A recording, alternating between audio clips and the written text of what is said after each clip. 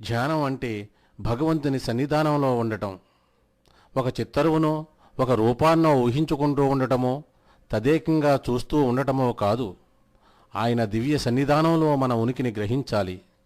ఆయన దివ్య తేజంతో సజీవంగా వీక్షించి ఉండటాన్ని మానసికంగా దర్శించాలి.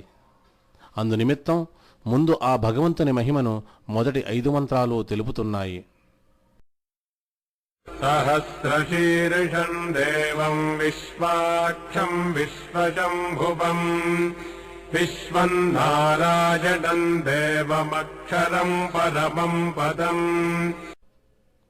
వేలాది తలలు గలవాడు, ప్రకాశిస్తున్నవాడు, సమస్తాన్ని చూస్తున్నవాడు, యావత్ ప్రపంచానికి మంగళకరుడు, నాశం లేనివాడు, అత్యున్నత స్థితి అయినవాడు అయిన నారాయణుడనే దైవాన్ని ధ్యానిస్తాను. విశ్వతః పరమాన్ నిత్యం విశ్వన్నారాయణగుం హరిం విశ్వమేవేదం పురుషస్తద్విశ్వముపజీవతి. ఈ విశ్వానికన్నా ఉన్నతుడు, నిత్యుడు, ఈ విశ్వమై ఉంటున్నవాడు, భక్తుల కష్టాలను బాపువాడు అయిన నారాయణుని ధ్యానిస్తాను. పతిం విశ్వస్యాత్మేశ్వరగుం శాశ్వతగుం శివమచ్యుతం నారాయణం మహాజ్ఞేయం విశ్వాత్మానం పరాగణం. విశ్వానికి నాథుడు, జీవులకు ఈశ్వరుడు, శాశ్వతుడు, మంగళరూపుడు, వినాశం లేనివాడు, విశిష్టంగా తెలుసుకోవలసినవాడు, సమస్తానికి ఆత్మయై ఉన్నవాడు, శరణు పొందదగిన ఉత్కృష్టుడు అయిన నారాయణుని ధ్యానిస్తాను. నారాయణ పరో జ్యోతిరాత్మా నారాయణ పరః నారాయణ పరం బ్రహ్మ తత్వం నారాయణ పరః నారాయణ పరో ధ్యాతా ధ్యానం నారాయణ పరః. నారాయణుడే పరంజ్యోతి, నారాయణుడే పరమాత్మ, నారాయణుడే పరబ్రహ్మం, నారాయణుడే పరతత్వం. ధ్యానించే వారిలో శ్రేష్ఠుడు నారాయణుడే. నారాయణుడే ఉత్కృష్టమైన ధ్యానం. ఇన్ని మహిమలతో విరాజిల్లుతూ ఉన్న భగవంతుడు మన అంతరంగంలోనే నెలకొని ఉన్నాడని తదుపరి మంత్రం తెలుపుతుంది. యచ్చ కించిజ్జగత్ సర్వం దృశ్యతే శ్రూయతేపి వా అంతర్బహిశ్చ తత్సర్వం వ్యాప్య నారాయణ స్థితః.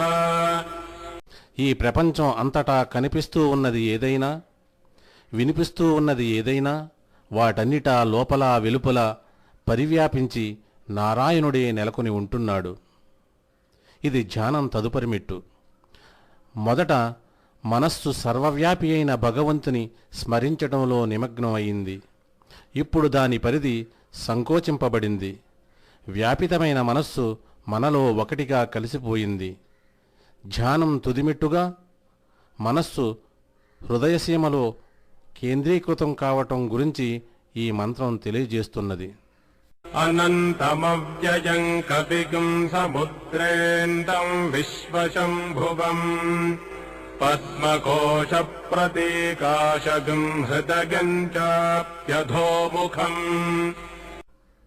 అనంతుడు, అవినాశుడు, సర్వజ్ఞుడు, సంసార సాగర అంతాన ఉండేవాడు, యావత్ ప్రపంచానికి మంగళకరుడు అయిన నారాయణుని అధోముఖమైన తామర మొగ్గలా ఉన్న హృదయంలో ధ్యానిస్తాను. సముద్రే అంతం అనే పదం ఇక్కడ గమనార్హం. సంసార సాగరాంతాన భగవంతుడు ఉన్నట్లుగా తెలుపబడింది. వాంఛలు, భావోద్వేగాలు అనే అలలతో అల్లకల్లోలితమైన జీవితమే సంసార సాగరంగా పేర్కోబడింది. వాంఛలు, భావోద్వేగాలు అనే అలలు ఉద్ధృతమై ఉన్నంత వరకు ధ్యానం మూలంగా భగవంతుని దరిచేరలేము. మనస్సు ప్రశాంతమైనప్పుడే ధ్యానం కుదురుతుంది. అధోనిష్ట్యాపి తస్యాంతే నాభ్యాముపరి తిష్టతి జ్వాలమాలాకులం భాతి విశ్వస్యాయతనం మహత్. హృదయం గురించి చెప్పబడింది. లబ్ డబ్ అని కొట్టుకుంటున్న భౌతిక హృదయం కాదు ఇది. భౌతిక హృదయమే అయినప్పుడు స్థానాన్ని గురించి ప్రస్తావింప అవసరం లేదు. అది ఎక్కడ ఉంటుందో అందరికీ తెలిసిన సంగతే. ఇది పారమార్థిక హృదయం. దీనికి 3 లక్షణాలు. 1. నాభికి జానెడు దూరంలో ఉంది. భౌతిక హృదయము అంతే దూరంలో ఉంది, కానీ అది కాస్త ఎడమవైపుగా ఉంది. కానీ ఆధ్యాత్మిక హృదయం మధ్యలో ఉంది. 2. దీపశిఖల వరుసతో ఆవృతమై ఉంది. 3. ఆ హృదయం దేదీప్యమానమైనది. ఈ 3 లక్షణాలు భౌతిక హృదయానికి వర్తించవు, కానీ దీనిని మనం గ్రహించకున్నప్పటికీ అది అక్కడ ఉండనే ఉంది. హృదయంలో ధ్యానించాలని తెలుసుకుని అనేకులు ఈ భౌతిక హృదయస్థానాన మనస్సును కేంద్రీకరింప ప్రయత్నిస్తారు. కానీ ఇది చివరిదాకా కేవలం ప్రయత్నంగానే ఉండిపోతుందే కానీ ధ్యానం మాత్రం విజయవంతం కాదు. ఎందుకంటే ధ్యానం మనస్సుకు సంబంధించినది. మనం ధ్యానించవలసింది ఆధ్యాత్మిక హృదయం లేక హృదయ కమలంలో. నిజానికి అక్కడ మాత్రమే ధ్యానింప సాధ్యమవుతుంది. అనేకులలో ఈ ఆధ్యాత్మిక హృదయం వికసించక మొగ్గగానే ఉండిపోవటం కద్దు. మొదట దీన్ని వికసింపచేయాలి. అందుకు జపం, ప్రార్థనల వంటి సాధనలు ఆవశ్యకం. ఈ ఆధ్యాత్మిక కేంద్రాన్ని కనుగొనే వరకు ధ్యాన సమయంలో అతని మనస్సు చంచలమవుతూనే ఉంటుంది. సంతతగుం శిలాభిస్థులం వత్యాకోశసన్నిభం తస్యాంతే సుషిదగుం సూక్ష్మం తస్మిన్ సర్వం ప్రతిష్ఠితం. తామర మొగ్గ వంటి హృదయం నలువంకల నాడులతో ఆవృతమై వేలాడుతున్నది. దాని లోపల సూక్ష్మాకాశం ఉన్నది. అంతా దానిలో నెలకొని ఉంది. బాహ్యంగా కానవచ్చే ఆకాశం ఎంత విస్తృతమైనదో హృదయం లోపల ఉన్న ఆకాశము అంతే విస్తృతమైనది. దేవలోకం, భూలోకం ఈ పరిధిలోకి వస్తాయి. అగ్ని, వాయువు, చంద్రుడు, మెరువ్వు, నక్షత్రాలే కాక ఈ విశ్వంలో ఏమేమి ఉన్నాయో ఏమేమి లేవో అవన్నీ ఇందులో ఉన్నాయి అని ఈ ఆకాశం గురించి తెలియజేస్తున్నది. ఆకాశంలో ప్రాణం నెలకొని ఉంది. తస్య మధ్యే మహానగ్నిర్విశ్వార్తిర్విశ్వతో ముఖః సోగ్రభుగ్రిభజన్ తిష్ఠన్నాహారమజరః కవిః. సర్వత్రా ప్రకాశిస్తూ అన్ని దిశలా వ్యాపిస్తున్న మహోన్నతమైన అగ్ని ఆ ఆకాశానికి నడుమున ఉంది. ప్రాణం అయిన ఆ అగ్ని మొట్టమొదట భుజించేదిగాను, ఆహారాన్ని విభజించి ఇచ్చేదిగాను, దృఢమైనదిగాను, పాత పడనిదిగాను, అన్నింటినీ చూచేదిగాను ఉన్నది. క్రమక్రమంగా మనలను అంతర్ముఖం చేసే ప్రయత్నంలో తరువాతి మెట్టు ఇది. ఆకాశంలో అగ్ని, ఇదే ప్రాణం, ఇదే మనలో ఉంటున్న చలనశక్తి. ఆహారాన్ని విభజించి ఆహారం నుండి గ్రహించిన శక్తిని అన్ని చోట్లకు తీసుకువెళ్ళటం, తరుగును విసర్జించటం ఇత్యాది శరీర పోషణార్థకమైన క్రియలు ప్రాణమే చేస్తుంది. హృదయాకాశం మధ్యన ఈ ప్రాణం నెలకొని ఉంది. శరీరంలోని అన్ని భాగాలకు వ్యాపించి ఉన్నందున అన్నింటినీ చూస్తూ ఉన్నట్లుగా చెప్పబడింది. ప్రాణం యొక్క జ్వాలగా జీవాత్మ ఉంటుంది. तिर्यगूर्ध्वमधस्यायीरश्मयस्तस्य सन्तता सन्तापयति स्पन्देहमापादतलमस्तकः तस्य मध्ये वह्निशिखा अनीयोर्ध्वाव्यवस्थितः। ఆ ప్రాణం యొక్క కిరణాలు అడ్డదిడ్డంగా ఊర్ధ్వంగా అధోముఖంగా ప్రసరిస్తూ సర్వత్రా వ్యాపించి ఉన్నాయి. పాదం నుండి తల వరకు తన శరీరాన్ని వెచ్చగా ఉండేటట్లు చేస్తుంది. దీని మధ్య అణుప్రమాణమైన అగ్నిజ్వాల ఊర్ధ్వముఖంగా అమరి ఉంది. ఈ ప్రాణం శరీరాన్ని వీడిపోవటమే ప్రాణం పోవటం లేక మరణం అని పేర్కొనబడుచున్నది. శరీరంలో వెచ్చదనం తగ్గి అది చల్లబడటం చూసి ఆ సదరు వ్యక్తి చనిపోయాడని రూఢిపరచటం తెలిసిన సంగతే. శరీరానికి వెచ్చదనం కల్పించేది ఈ ప్రాణమే. ఆ అగ్నికి నడిమి భాగాన దాని శిఖ ఊర్ధ్వముఖమై ప్రకాశిస్తుంది. ఈ అగ్నిశిఖయే జీవాత్మ.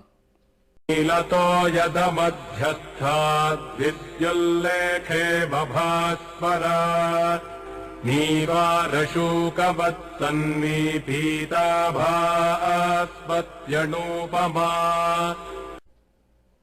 కారుమేఘం మధ్య నుండి వెలుగును విరజమ్మే మెరుపుతీగల వరి మొలకల సన్నమైనదిగా బంగారు ఛాయగాను అణువుల సూక్ష్మమైనదిగాను ఆ ఆత్మ ప్రకాశిస్తూ ఉంటుంది. జీవాత్మ సూక్ష్మమైనది, అది సూక్ష్మమైనది, స్వప్రకాశమానమైనది అంటూ అనేక ఉపనిషత్తులు పలు రకాలుగా చెబుతున్నాయి. వందలాది పోగులు విడువడిన ముడిలోని ఒక భాగం పరిమాణం కలది జీవాత్మ. జీవాత్మ అణుమాత్రమైనది, సూక్ష్మమైనది అంటేనే ఇంద్రియాలకు, మనస్సుకు, వాక్కుకు అది అతీతమైనదనే కదా అర్థం.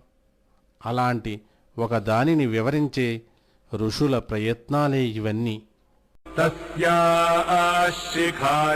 మధ్యే పరమాత్మా వ్యవస్థితః స బ్రహ్మ స శివః స హరిః సేంద్రః సోక్షరః పరమస్మరాట్. ఆ అగ్నిశిఖ మధ్యన పరమాత్మ సుప్రతిష్ఠుడై ఉన్నాడు. ఆయనే బ్రహ్మ, ఆయనే శివుడు, ఆయనే విష్ణువు, ఆయనే ఇంద్రుడు, ఆయన అవినాశి, స్వప్రకాశమానుడు, ఆయన కంటే అదుకుడు ఎవరూ లేనివాడు. ఆ భగవంతుని కీర్తించాలి. ృతగం సత్యం పరం బ్రహ్మ పురుషం కృష్ణ పింగళం ఊర్ధ్వరేతం విరూపాక్షం విశ్వరూపాయ వై నమో నమః. కానవచ్చే వస్తుజాతాన్ని అందంగానూ దృశ్యానికి ఆధారంగానూ ఉన్న భగవంతుని, ప్రతి శరీరం అంతటా నిండి ఉన్నవాణ్ణి, నల్లని మేని విష్ణువు, తెల్లని మేని శివుడు, ఒకరుగా మిశ్రితమైన రూపాన్ని, పూర్ణ పవిత్రుని, త్రినేత్రుని, సమస్తాన్ని తన స్వరూపం పరిగ్రహించిన వాణ్ణి పదే పదే నమస్కరిస్తాను.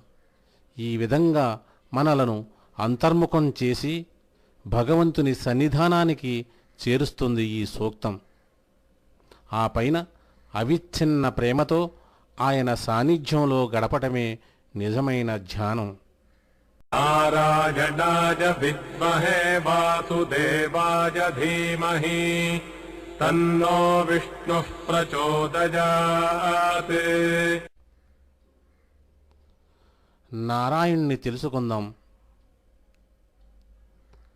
అందునిమిత్తం ఆ వాసుదేవుని ధ్యానిద్దాం. ఆ విష్ణువు మనలను ఈ ధ్యాన ప్రయత్నంలో ప్రేరేపించుగాక.